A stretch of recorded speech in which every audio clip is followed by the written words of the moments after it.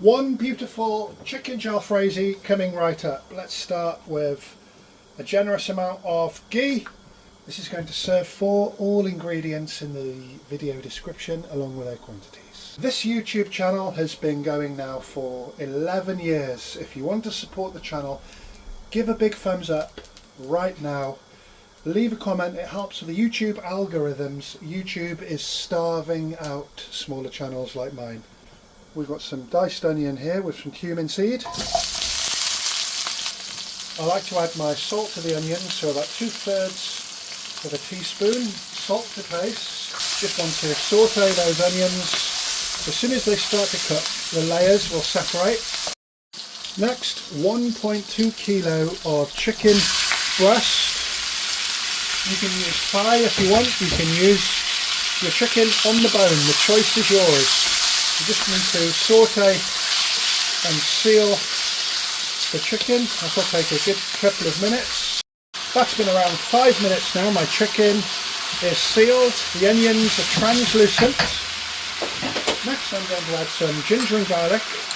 When I add cold things to a hot pan, generally around the sides so they heat up nice and quickly, to that I'm going to add some chopped red and green peppers, some chopped fresh green chilli, and some Taste of India British Indian restaurant mixed powder. Link in the description, gives an amazing taste. I'm going to stir all those ingredients in. We just want to cook that away till everything's nice and mixed and the raw flavours of the ginger and garlic paste have been cooked away. So now it's just a case of bringing everything to a good high temperature. A little touch of Kashmiri chilli powder. Aromas are great, everything's piping hot. Next I've got a couple of tablespoons of tomato puree with a little bit of Taste of India again, the only brand I use. Tandoori masala, and just add that around the sides. And I've added a little bit of water to make it into a sauce. And you can see the quality of that chicken. It hasn't shrank or shed a load of water when it came to the heat. I got this from the butcher. Proper chicken. Just going to let that simmer away. It's piping hot. We need a little bit of the ghee coming to the surface just to show that everything's cooked through. So you can see that's come to a nice sizzle and it's thickened up and reduced. Next, this is really optional. Jalfrezi is quite a dry dish.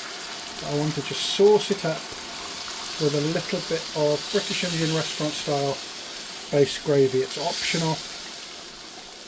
Just enough to cover the ingredients. And we're going to put some tomatoes in. 4 portions, half a tomato each. It looks attractive. It's really tasty because the tomatoes absorb all the flavours, and a generous amount of coriander, save a little for garnish.